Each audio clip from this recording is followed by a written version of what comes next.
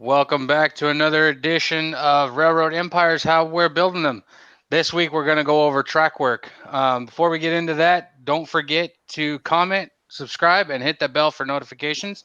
We didn't see any questions on the comments from last episode, so we're going to just go ahead and jump right into Andy. All right, so most of you guys know that most of my visible track work is headlaid with some details. If you guys have been following us on this community for a while, you've probably heard me talk about that at some point. Actually, and I want to cover a couple of these things briefly. I don't want to do a lot of talking head, so I'm going to turn my camera down in just a moment, and you're going to see some of this effort. But I do want to cover the process somewhat briefly in some of those pieces, and then we'll go into some depth about a couple of those. Of course, if you have any questions, please ask them. And if I've got all the various pieces, so I could go into some depth about those if you have particular questions about them. Also, I'm going to continue to work while the other guys do, of course, tonight, and I'll keep my camera down as I continue to build some of the track work or work through my ties.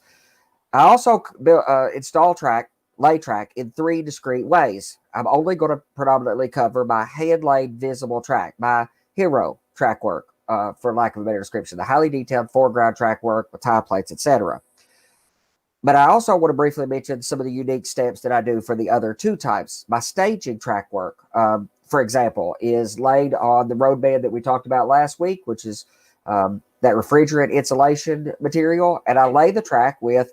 This has been my favorite thing that I've found for laying track and staging. It's a water base, so it doesn't attack the foam, or whatever it is, it doesn't attack the foam, contact cement, and it's clear. So I put it on the bottoms of the track and give it a second to kind of tack up, push it down onto the foam. Spectacular. Put a little weight on it, and it sets up in 10 or 15 minutes. It's the fastest way to get a resilient way to lay the track, and it has some give because I'm using contact cement in every other method. Also, the second one is visible track work that's not highly detailed. That is more background track work or is on the top level, where in those cases I do use some flex track. I do use some printed circuit ties at the rail joints so I can offset those. And I use a combination of the Gorilla, and I spike as well. I don't spike in the center the way where the holes are in the old Atlas track or Snap track, but I cut one of the molded on spike heads off and run a spike through the outside of each of those 2 rails, holding the flex track in place. That makes it removable. It lets me control it, and it lets me adjust for pitch, especially when I have super elevation. Now, here's where the interesting stuff, I think, and the very much more time-consuming installation comes in, is my my more high fidelity track work, or my very foreground track work. And so I use, as I've said before, I'm an engineer in education, in occupation, in mindset. Um, and the artistic side requires more challenge for me to accomplish. So I'm better at making wood look like wood than I am trying to make plastic look like wood. I can do okay if it's a few feet back, but my track work's quite literally at eye level, and some of that is only a couple inches away from your actual eyeballs. So in my case, the wood is much easier to work with. So let's get some details of what I'm working with here. All right. So I've laid a couple of these. I'm going to show you the couple processes through, and then we're going to go into some depth real quickly on those. So first is I have to start with natural ties. I have started with a lot of these are have been purchased from Mount Albert's. I've got some Kapler and some others around, but I find the Mount Albert's spectacularly predictable. They're consistent. They're quite good. They do require some distressing. They're way too perfect, and that's what we're going to start talking about first. Then I'll show you my installation process where I use a fixture, this fixture, to install the ties into on top of a piece of transfer tape. Transfer tape is a super thin, completely clear. Of course, that's got the white backing, but it's as thin as a piece of clear Scotch tape. It's as thin as that, and it is a double-sided adhesive, so it's adhesive on both sides. So I'll lay that adhesive down, pinning it on both sides, lay all my ties on that, and then take this up as a piece. So what I end up with is tie strips that are effectively that 10-inch piece of ties. That's what this is laid here. And then and I also, using my fixture, will install my tie plates. This is the greatest little contraption in the world. This is I've got a whole bunch of these different kinds of awls, but this one has a perfect little odd shape that I really love, and I can use that to position the tie plates and push them through the holes onto the ties. All right. And then I'll install the rail. Now, we'll talk more about some of the electronics when we get to that place, but I do install the rail with the feeder on the bottom side of the rail. All right. And what I've done, here's one that's not been complete. So what I do is I take the rail, I score the top of it where here there is let's go ahead and rip the tape off. So first I put tape, before I paint it, I put tape on the bottom of it so that the bottom stays clean for using the contact cement on it. And that's the part we're going to start with here in just a second. I can clean the top of it off as I have this other piece, and I'll do this one as well. But to make up my rails, and often I even make up the rails before I get too far along. I've got rails made up much of the way around the railroad. That lets me figure out my spacing, my electrical gap sections. A whole bunch of that details is based on the rail lengths. So I put the fish plates on the rail. And what I actually do is score the top of the rail. And I just use the wallpaper knife that I use for much of my scenery work. And I'll measure it out at the scale 39 feet spacing, which is 5 foot or 5 and 5/32, I think. But scale 39 feet. And I'll mark that out. And all it takes is a few quick actions with the wallpaper knife, and you get a pretty solid gap. And that's all you want. So I don't want that gap to make noises. I just want you to see it. And then when you clean the top surface of the rail off after you paint it, speaking of paint, I use what a whole lot of us do, and this Rust-Oleum camo paint in the earth brown, the super dark brown color, that's pretty hard to beat as a base structure. Now, once I've installed it and ballasted, I do use weathering powders to add the rust and stuff. But the effect that you get with cutting that gash in the top of the rail is it makes it look like the space.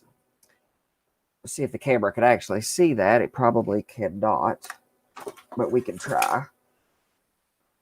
And you could see it in person, whether or not the camera will yield the effect or not. But you could see the fish plates, and you can see the gap in the rail. These cameras won't do it, but you could see that. You could see it noticeably as I look at my layout. You could see that gash that makes it look like jointed rail every 39 feet, and then I glue my fish plates on. I do that to straight sections of rail. So I'll take the rail, just stock rail independently. I'll mark it and I'll score my lines in it. I do that first so that I can cut. Then I use CA and the exacto. So I use the fish plates. They're just a small. They're made of I think it's called task board, but it's just a resin impregnated paper is all it is. And all I do to install it is just leave the correct side up, the visible side, and I just tick it with the point of a sharp blade to kind of grab it, just push down into it. Again, it's a fairly soft material, and I'll grab that piece, a little bit of CA, and put it onto the web of the rail, pushing down firmly against the foot of the rail because you do want you do want the clearance as much as you can. Now, I do that for fish plates. I cut the gash. I put the fish plates. Then I have a piece of rail that I've already soldered my feeder onto, and then I place my feeders and install the rail. Drop the rail in place. Now you'll see over the next little while, you can if some of my cameras are visible sometimes while the other guys are working, I'm going to go ahead and install these pieces of rails. I do pre-bend them. I do position my rails. I also don't use rail joiners. I use the fish plates to enforce track alignment. Sometimes I use the etched metal fish plates. Sometimes I use those taskboard ones. But I'm going to install this over the next little bit. I want to briefly cover one more thing before I start actually gluing this thing down, since I've only got a brief amount of time to actually explain this. Is the whole benefit to head leg track, in my opinion, there's kind of two or three. Cost might be a consideration. Flexibility and the ability to make smooth flowing curves, or to put turnouts and make whatever kind of a curved arrangement that you need. I'm using 7.5-inch curved turnouts a lot of times. I even have some of those curved turnouts on super elevation, and those are things that are very hard to do with fixed turnouts. But with wood ties, so first thing I do is I glue them all down, or I adhere them down. So this is just masking tape, paper tape, a sticky side turned up, and then a few pieces of tape just down to hold me a piece of sticky side tape there. And then I'll start distressing those. I'll use a wire brush for some of that. My favorite is my Dremel with the wire, rotary wire brush, but you have to be quite gentle with that tool. Another thing that I'm really fond of is I forget what I've heard it called.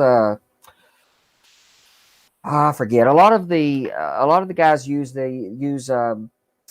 take a whole bunch of old X-Acto blades and put them together. Now, I've modified this particular X-Acto so that I could put multiple blades in it, and that'll let me make horizontal lines. So I think they call it a wood ripper. A lot of the craftsman guys use those, and you can kind of rip 3 or 4 straight lines that are relatively horizontal, and you can just use old blades to do that. You can modify that, or I've seen it done with a piece of square stock and just stick the blades down into the end of the square stock and run a screw through it. You can put 6 or 8 blades. I find 3 is about the perfect size for the ties that I'm using. To stain them, I use 2 different stains. I use I like the mid-wax stuff. I do use the 100-line stains for all kinds of stuff. These 2 are really good, time-rated driftwood. I'll use these some after the especially after I ballasted, to kind of bring out some pop in sometimes, especially this tie brown one for the quote-unquote new ties recently installed. I also love this white pigment. I don't know that you'd call it a stain. They do, but I think of it as a pigment, and I use this instead of just a paint to dry brush to get that somewhat driftwood effect. But I use the mid-wax ebony and the mid-wax Special walnut. Ebony is number 2718 for mid-wax. Special walnut number 224. This gives you the lighter color that happens after, after some time. The ebony is what they would look like very freshly creosoted. So I'm going to continue to work as the guys kind of explain their process, what they go through, and I'm going to run through some of the staining that I do, and you guys can watch some of that. The one thing I do is I don't use them consistently. I mix some. Some of the, I'll brush some of these ties where all I have is just the ebony. So I'll do a block of them that are not too distressed, so they look dark, and some of the others that are quite distressed, I'll use just the light. But normally I'm kind of mixing and matching with a wet brush. Another trick I do is I kind of I seriously degrade and rip some of the ties up. And I even come in with a little bit of paint and fill in those seriously distressed spots where I've dug in the tie. Some of the ties I even dig out from behind them and then poke a little bit through so it's rotted out from behind. And with those, I'll take an oil-based stain so it kind of really soaks in and does not conflict with this oil-based product as well, to make that as dark as I possibly can. And these are seriously distressed. So I'm going to do a little bit of staining, and you can watch this process. And then in a couple seconds, while the guys continue to work about what they're doing, and you can see what they're doing as well, I'm just going to continue to work behind the scenes and install this rail and adhere this rail down with contact cement so you guys can see it now that I've explained the process. Unless there's any questions, I'll let the next guys go on. Okay, good deal. So, all right, I guess we can move on,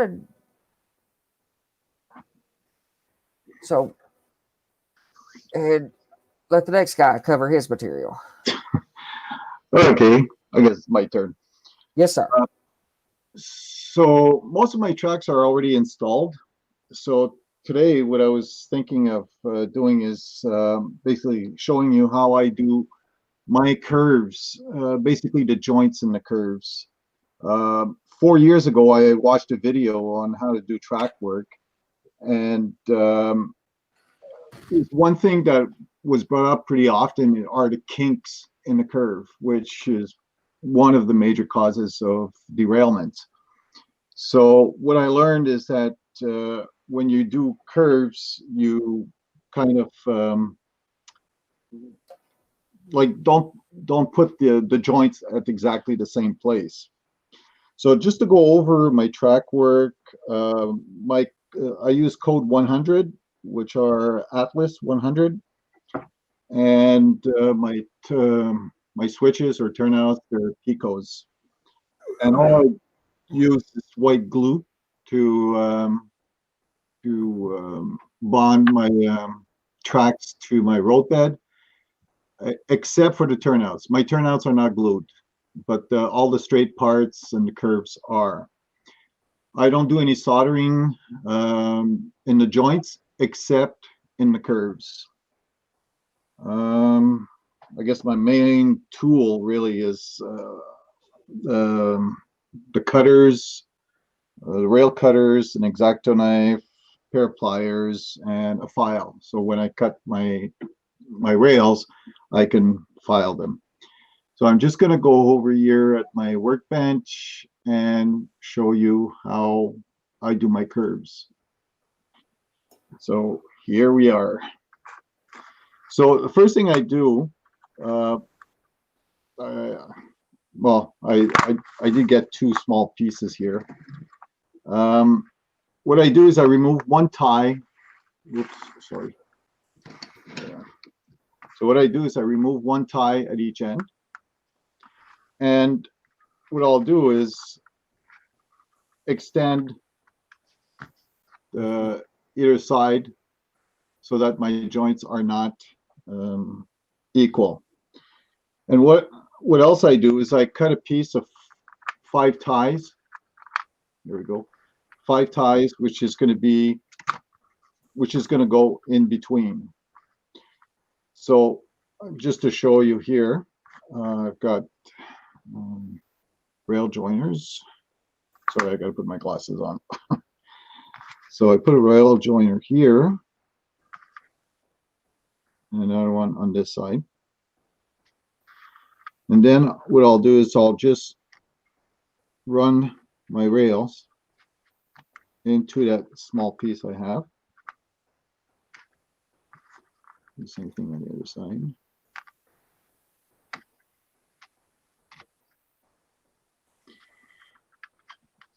And that way, there we go.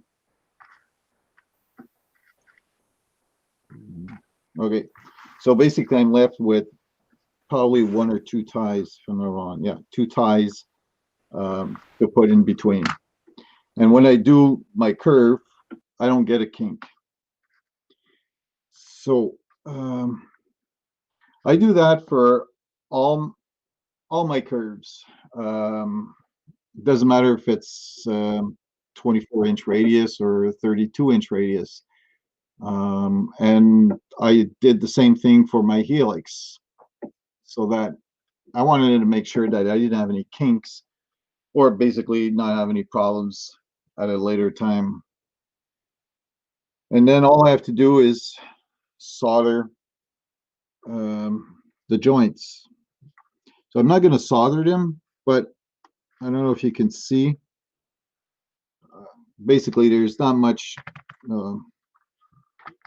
Well, it's not soldered, but if it was soldered, you wouldn't see a kink. So that's how I do my curve tracks. And once I'm done, well, usually there's one piece that's already on the layout, but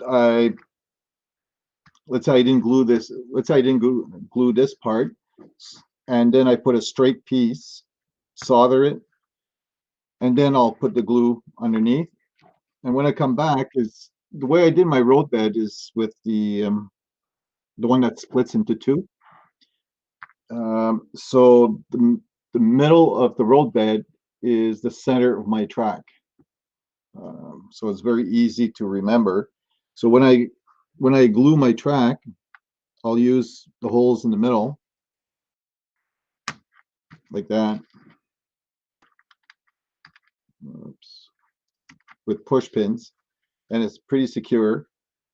And then I'll come back and just put some on either side against the rail to make sure that it doesn't go from like left and right. And I just keep on doing it, let's say every 2 inches, and let it dry for a good 2-3 hours. And as for ballasting, that's done much later. So I hope it's I explained it easy. Is there any questions on that method, Harry? I do have a question for you, Lloyd. Do you stagger all your joints or just in your curves? Do I what? Do you stagger your joints everywhere or just along your curves to keep it from kinking? Oh, just on my curves. Straight parts are really straight. It's just that when you put the rail joiners in, you just got to make sure that the top part is flat, because sometimes you might have like a little bit of room, playing room on the joints, and then it will create bumps on them for every joint. So no, the straight parts are pretty much equal. Do you use the same code throughout your layout, or are you changing the different codes for like yards and for mainline and things like that? No. To be honest, when I first started, the only thing I knew was code 100. Make sure you, not make sure, but use code 100. It's cheaper than code 83. And Pico switches were much better than the Atlas one. So I just went with that. But if I was to start over, I'd probably use code 83 for my main line, and code 100 for the sidings. But I ain't gonna start over. I've got about what is it, 1,300 feet of tracks. But we do learn. That's the way I did it. I'm very happy with the way it came out. I've got humidity in the basement in the summer, and it's pretty dry in the winter. And over 5 years, I haven't had any problems with my tracks yet.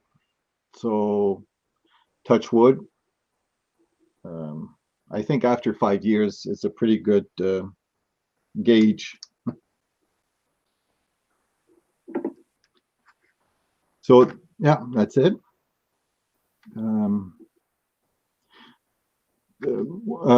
Andy was talking about staining his ties. Well, I do the same. Well, I don't stain the ties. I'll come around with a can of Krylon, no, not Krylon. Well, the same type of paint that Andy was using, and just spray bomb, let's say, 3 feet, and then clean the track, clean the rails, and I might come and dab a few different colors on the ties. You just do that with some different acrylic paint or something, probably. Yeah, yeah, that's what I do. Well, what I do is I'll put 3-4 colors of paint, of acrylic paint, and just dab my brush. Even though they get mixed up, it doesn't matter as long as it gets. And I water it down a bit also, so that it doesn't really come out as like a full gray or full light brown. Yeah. I do the same. That's the reason that I mix the various colors together, is that I do if you look at pictures of track, it's a reasonably consistent color. It's mostly a consistent color, but there's little subtleties that I'm looking for with the colors, just as you are with your multiple colors. I'm not looking for it to be really dramatic, but those little subtleties. Yeah. But again, all that has to be done before you ballast or you start doing any scenery. But I've done a few scenery a few places already, and kind of realized, whoops, I forgot about giving the ties different colors, or I did a bit of ballasting and forgot to paint my rails.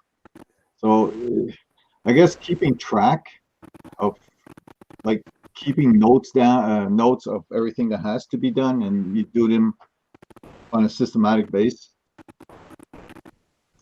Hey Lloyd, have you heard of the method where you put the oil on the rail before you paint it to keep your tops clean, or what do you use to clean the rails after you paint?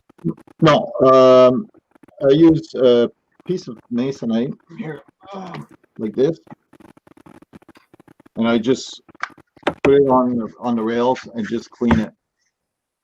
And this does a really good job. And if I have, like, at one point it dries up, so I'll put some isopropyl, whatever. The isopropyl alcohol. I'll soak the piece of wood and just continue scraping it. Well, not scraping, but cleaning the rails. It tends to come off pretty easy in my experience. It's a smooth surface, so I have tried the oil technique for doing that too, but I find that it'll come right off the top of the, I use Homosome, but it's basically the same thing, slightly textured. And it will, in my experience, this one has been painted already. It has has the top that hasn't been cleaned, and, that piece of Homosome, and it'll come off, it'll basically just wipe right off the top of it pretty well. A little bit of rubbing. Yeah, as long as you don't do like my first go at painting my rails, I did a stretch of maybe 8 feet, and by the time I got to the third, like 3 feet, everything was dry. So it's not, you do it in small sections. So we do have a question in the chat, because we got about 2 more minutes in this, and they ask, Butch asks, what do you use to glue your track down with? What do I use to clean my tracks with? To glue it down. Oh, to glue it down? I just use white glue. Like the Elmer's? Yeah, it's here in we have white glue called Lapage. So it's like Elmer's glue. Yeah. So what I do is I'll put a drop, not a drop, but a streak, and come with a paintbrush or just a piece of, again, masonite, and just spread it and put my track down. So yeah, just white glue. And I've done a few mistakes here and there, and it's very easy to remove. All you have to do is just add some, what I do is water and a bit of soap, dish soap and water, and let's say wait maybe 20 seconds and just put a scraper underneath the track, and it just comes off very easy. I mean, I don't put that much glue. I'm not going to soak it in. Just as long as it's, somehow attached, because I'll come back with my ballast afterwards. So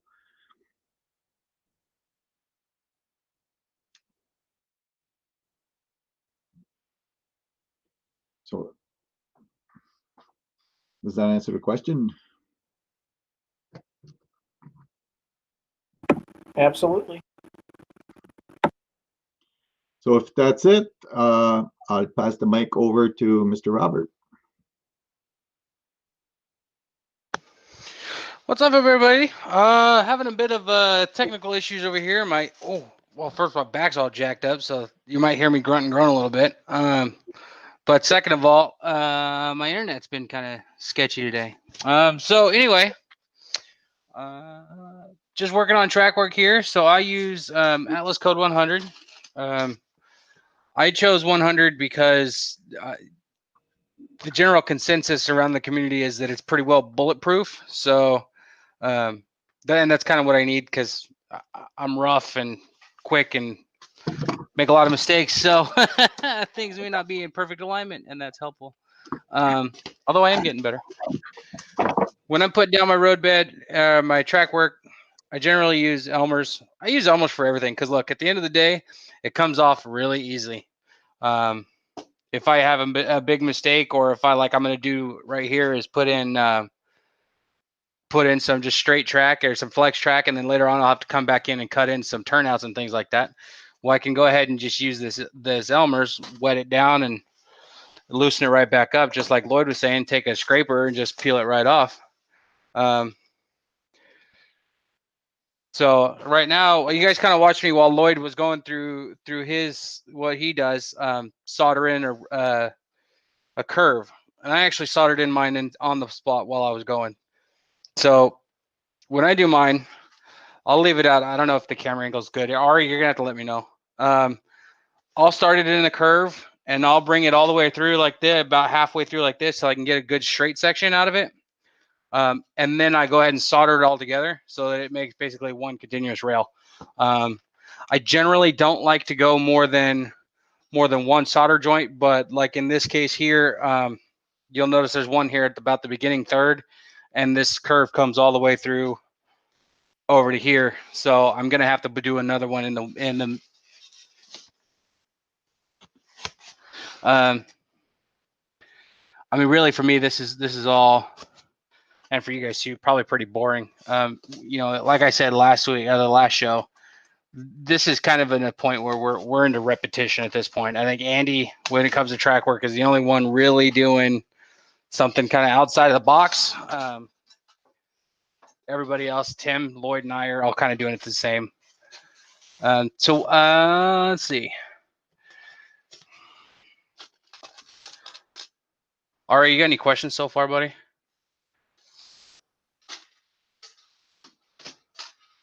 No, not yet. All right. So y'all have to forgive me. My son has been sick for 3 days now, so I'm a little bit unprepared today. But we got to make it through it, right? And get through it. Okay. So here's where I come to a little bit of a conundrum.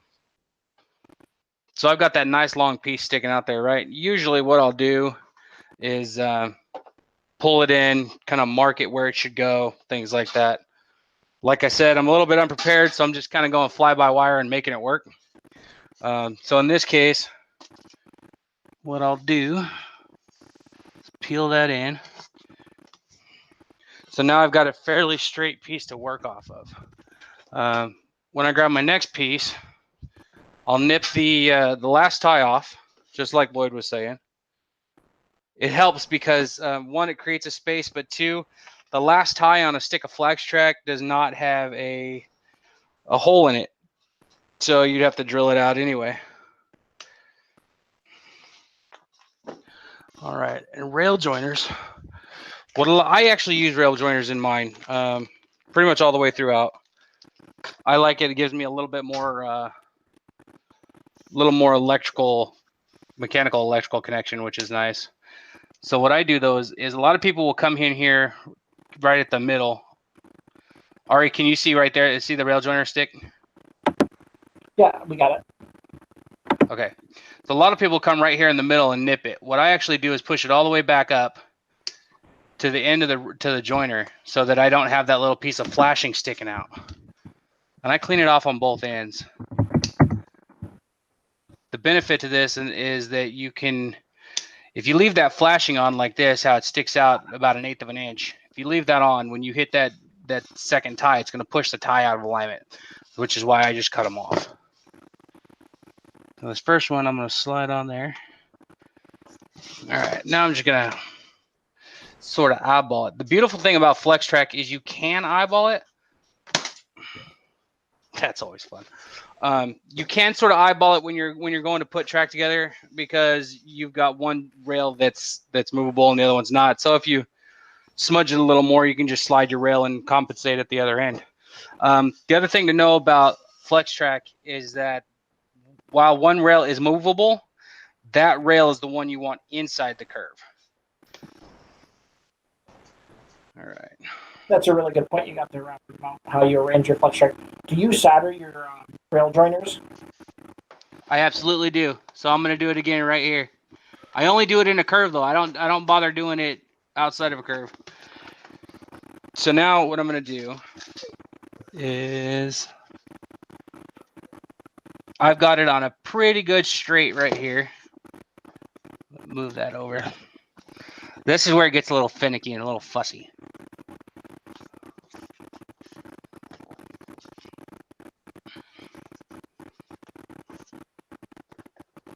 And would you solder the inside and the outside of that rail, or just on the outside? Yep.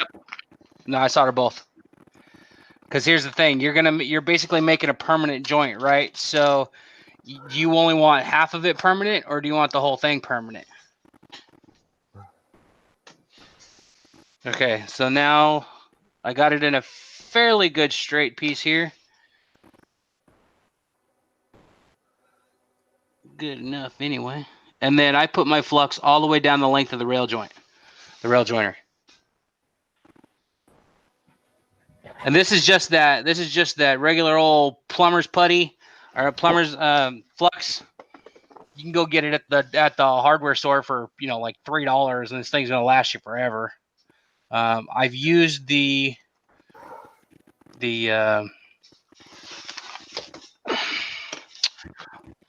electrical one, the electrical flux before, and you know what? One, it's a mess. Two, you blast through that like nobody's business. So I just stick with this. Another trick I use is trying to keep. I use heat sinks, right, when I generally do mine. So I'll put these on here, and I'll run it just above the or just in front of the Atlas spike detail.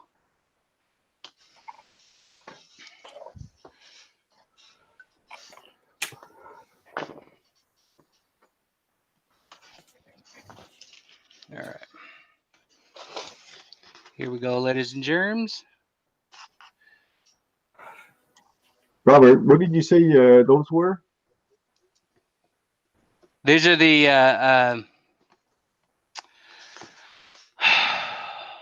man, my brain's dying. My brain's out.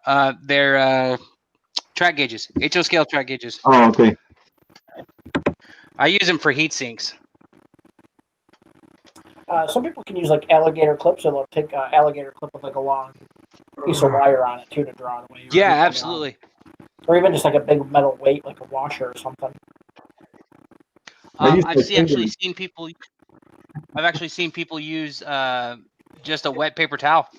I use blue tack a lot for that when I'm soldering on there. It's what is it? I use it a lot of times when I'm soldering to hold my wires in place. You know, it's just a little white putty stuff, but it works as a heat sink. I can stick it on the rail a little bit back and then stick it on the wires too. All right, so that joint's done. Looks a little gnarly sometimes, but I mean, you're totally welcome to use a wire wheel on your Dremel to get in there and kind of clean it up a little bit if you want to, if you're so inclined, like I'm sure Andy would be. So we have But a I mean, question honestly, for you. yeah, go ahead. So Ralph Renzetti asks, he says, Robert, what do you do about the flux when you're done? You know it has acid in it, right? Yeah, so what I do after it's done is I take a brush to it. I use a nylon brush. A lot of people use a wire brush, but I use a nylon brush and rubbing alcohol and clean it all up. I usually wait a little bit until after the glue's dried and had a chance to actually dry all the way through before I do that, though.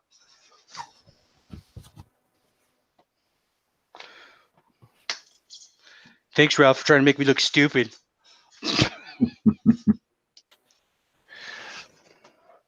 But I mean, honestly, guys, at this point, it really is just a lot of rinse and repeat. So I have a question. I don't know if you got the answer for that, but when you clean your flux, like for example, I've never heard about cleaning the flux, but I think it makes sense. But if you're gonna spray bomb your tracks, your rails, wouldn't it hide the acid or? The acid's So going yes and to no. rail. Yeah, the acid will actually eat through the rail given time, and it's not a very it's not going to eat through it tonight or anything. But over time, it will eat through it. So it's better to just eat away at it. So it's better to just clean it and then go ahead and spray bomb it and do whatever you're going to do scenically. And it can, if there's enough flux on there, over time eat through and degrade your wire connection, and eventually the wire could be even disconnect because it is an acid. That's how it cleans. So, but all you need to clean it is a little bit of strong alcohol, or I like denatured alcohol for it. So, just a little denatured alcohol on a nylon brush or something, and just brush it down after you're done, and you're no big deal. Hey, Robert, does your flex track hold its shape once you put it in your curve, or do you have to tack it in place to hold its curvature? So the downside to the Atlas is that it does not hold its shape, right? So you have to tack it down. Now, depending on the medium you use to glue it down with, so check it out. It totally springs, right? So depending on the medium you use, it will tack down. Now, when I use the Elmer's, I use just enough to where if I just push it down with my hand, it pretty well just tacks down. And it does see it is sliding now. It's giving a little bit, but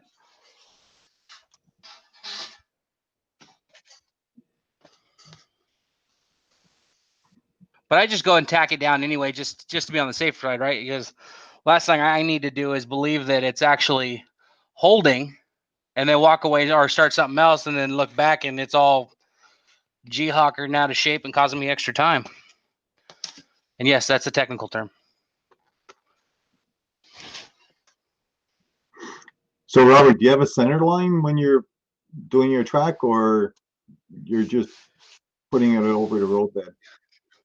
Yeah, so that's actually the cool thing, right? So you see how I've got these T-pins down the line right there? So that gives me my center line. When I put my road bed in, I butt it up right against there on both sides, right?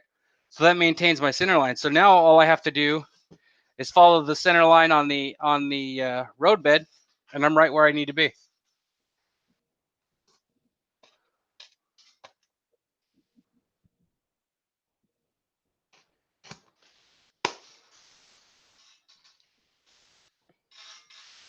I'm hoping these camera angles are actually working out better for you guys. I'm really kind of playing with it. Hello. Trying to figure it out. We had a comment from couple of viewers on the last show that said my camera angle sucked. They're generally being honest with me and not very nice, but that's all right. So we're trying to figure it out as we go. Constructive criticism. Don't want to hear it. Go away.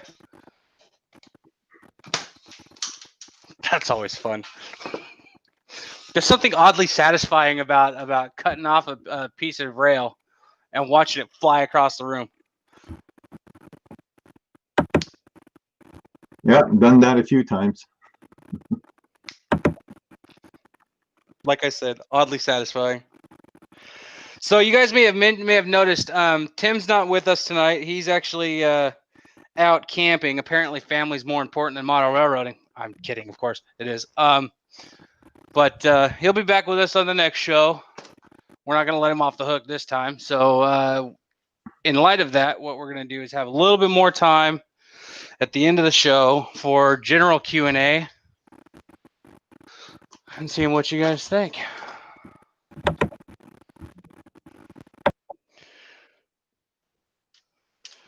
So this is truly repetitive, though. So if you guys want to open it up to general Q&A, I'm not sure where we're at on timing. We're right there at time. We're right there at 9:45.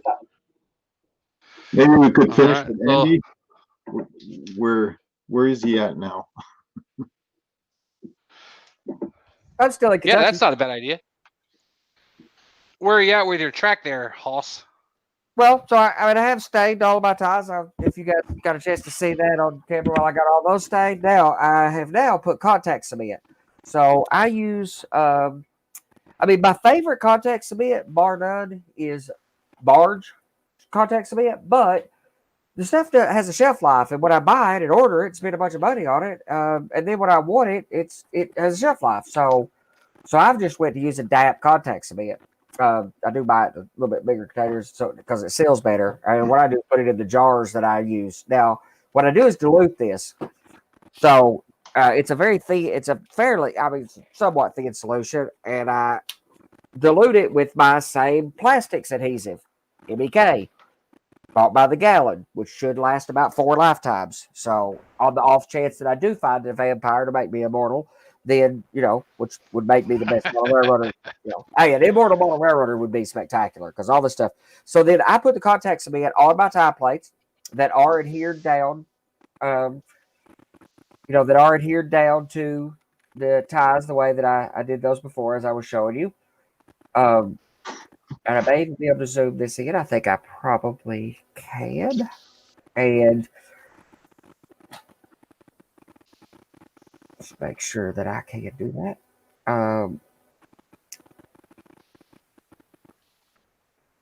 Yeah. All right. So I'm working with the rail.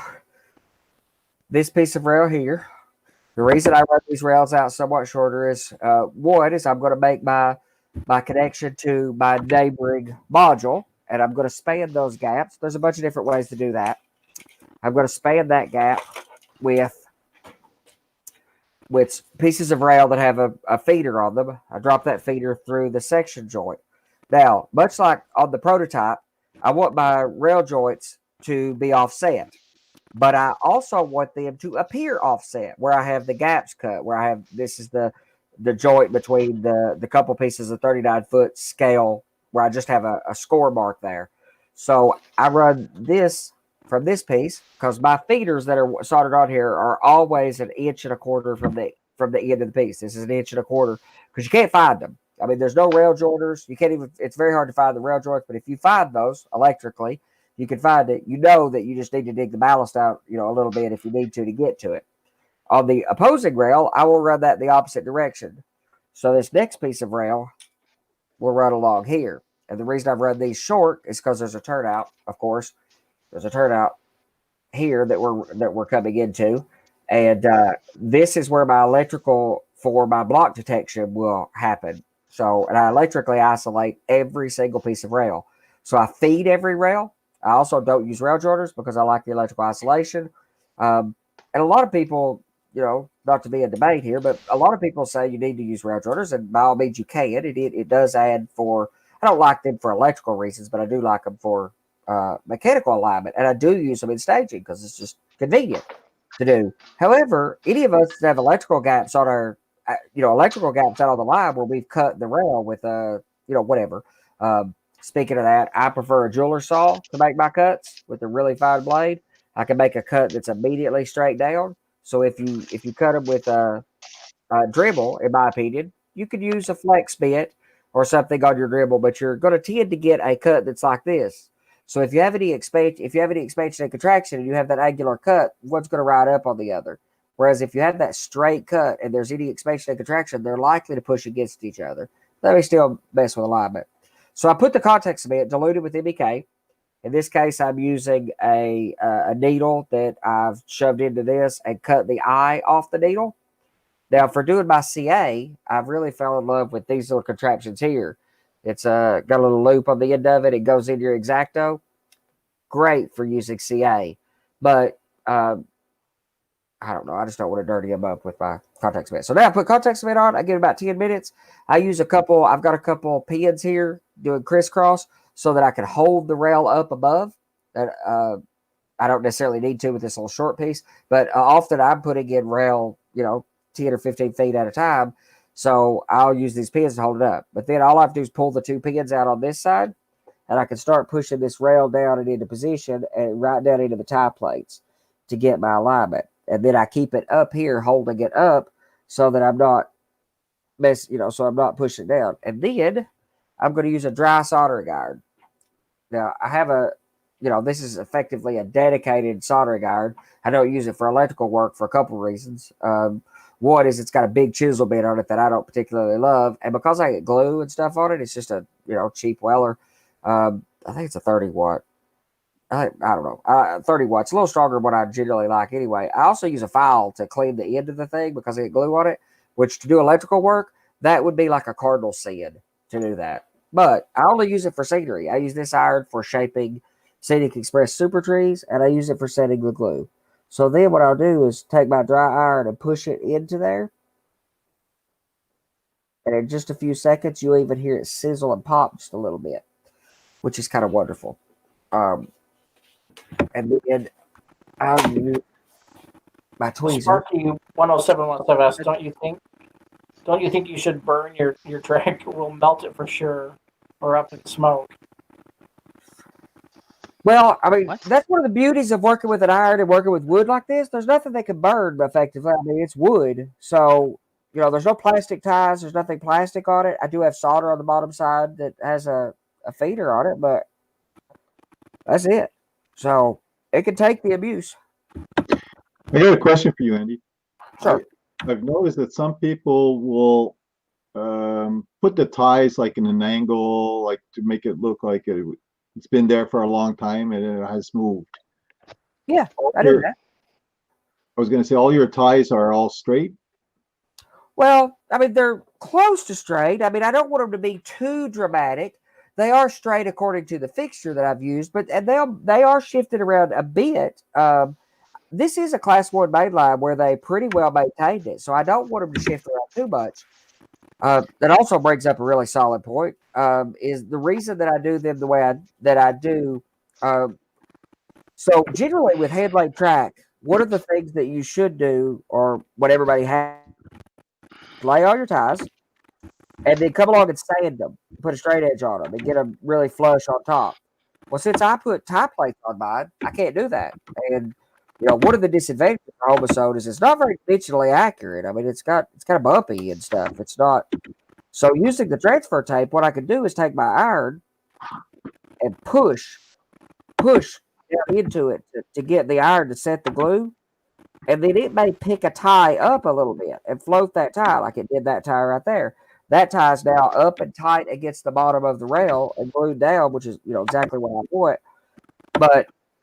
And the transfer tape is really just for, I mean, honestly, it's good enough. The track stays there just fine. But once I ballast it, it's going to be, the ballast is going to do the real work of holding the ties in place. But I was just going to show you, for example, with Flex Track, if you were to cut the back of it, you can move that one tie and put it crooked. So you could do it with Flex Track too. Absolutely. See right here, I was able to just put it sideways. And you do that a few places, but it's a long job to do though. Well, especially on sidings, and I do that too. I would do that too on Flex Track. I even do on some of the plastic tie stuff that I use on the further back or on the top deck. I do let them shift out of alignment some. Now on sidings, especially poorly maintained, fairly old sidings, that may get kind of dramatic. It may even have a missing tie and things like that.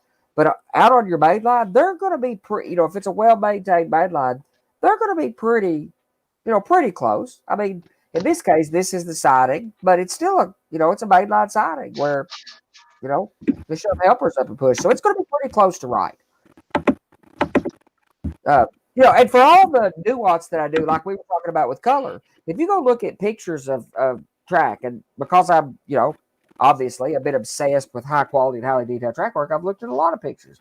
Have a lot of pictures of prototype track work saved with different details on them. Honestly, the ties are pretty consistent in color, except for a few rare nuances. But what you want is that it's a subtle effect. Also, you can see I've done some of that. There are some that are positioned kind of odd. Down here, you've got a few that have a little bit wider space.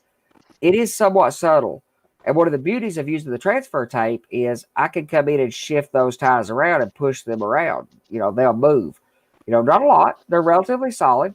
But unlike if I was using like if I was using like contact cement or something like I do on my Flex Track, if I did that, the tie might pop loose. So now here I have some flexibility, so I can adjust them based on where my feeders need to go if I need to, or if I need to adjust alignment, they will shift around some with that transfer tape. So, Andy, Ralph has a question for you. What's up? he says, Andy, you usually make your road bed and track removable. By making short pieces between road bed sections, how is it removable? You're gluing it down, question mark. Okay, so that's a good point. I'm glad I had mentioned that. So these pieces of rail that span the gaps, I don't glue, I spike. I spike these pieces of rail so that I can remove these two pieces. Now, I've thought about some other ideas there. So I have a technique that I've been, my railroad is a big experiment that I'm learning as I go. But I have found a technique for using printed circuit ties and, with copper clad material. So, and I wish I had one of these handy that I could show you, but I cut the tie, have the piece of tie, and I leave just the copper under the rail, basically, with a little little to either side, so that it looks like tie plate. I mean, in fact, I make it, the piece of copper that I leave is the exact size of a tie plate. It's exactly the size of a tie plate under the rail. I leave just that copper, and then I can solder the rail to it. So what I thought about doing is making pieces of, basically bridge track, that looks something like that. They'd be slightly offset, two pieces of rail on some copper ties. I'd leave most of the wood ties in place, but remove a tie ever so often. And then you would have this piece of track that just dropped in place to span the gap. So I don't know. I mean, it's all experiments. I know I didn't want the ties and all that stuff removable like they do with a lot of modular clubs, or they used to years ago.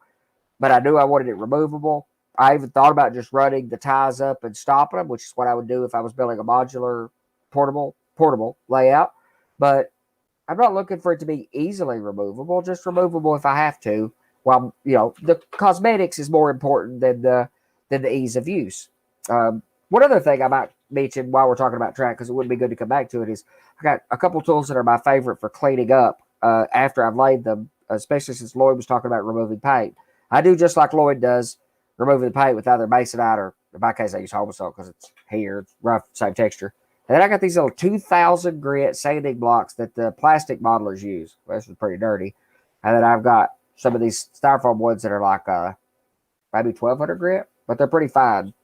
But I use that stuff to clean up all my joints, and it's sanding them, so you're filing them basically. And then I thought of that since Ralph was talking about it. Ralph has numerous times on other shows talked about his stainless steel washer on a block, and I've got one of those, but I couldn't find it. I got it laying around here.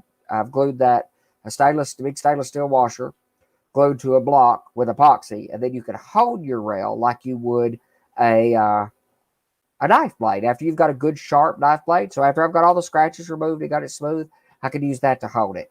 And that is a spectacular trick and shows, yet again, the benefits of, the multiple of us and the various things that we can learn from each other, because that's a great trick Ralph has turned us on to about that. So, but I mean, there's a lot of steps and there's a lot of process. It's not for everybody. What I would say to people who might be interested in some of this is, most of your track work like flex track. Honestly, it looks pretty good if you weather it correctly, ballast it, and do the right things. You can make it look pretty doggone good. But what you can do is take a siding that's up through the foreground of your layout or something. You could even do that on just a abandoned siding, especially to start with and to experiment. That would be a good idea. But you can just take a foreground siding that you really wanted some nice cosmetics on, and use the wood ties, use the tie plates you could buy from Andy Rickard at Proto 87 stores or proto87.com, the Proto 87 stores, and you could lay a piece of this as just a very foreground siding. Going to an industry, you could make it look really rough and diminished. You could, quote unquote, rot the ties out in a way that you virtually can't do with plastic. That's a real, it's hero trackage. I just got obsessed with doing it everywhere, but it's not necessary to do that. So, if we don't have any more questions in the Q&A, no, we're looking good. All right. And if nobody has any further comments to add to their segments, this will be our hour. Please, of course, if you have any questions about the show content that we've talked about tonight, you can, of course, email us at empires@modelraritylive.com or at any of us individually at our first name at modelraritylive.com.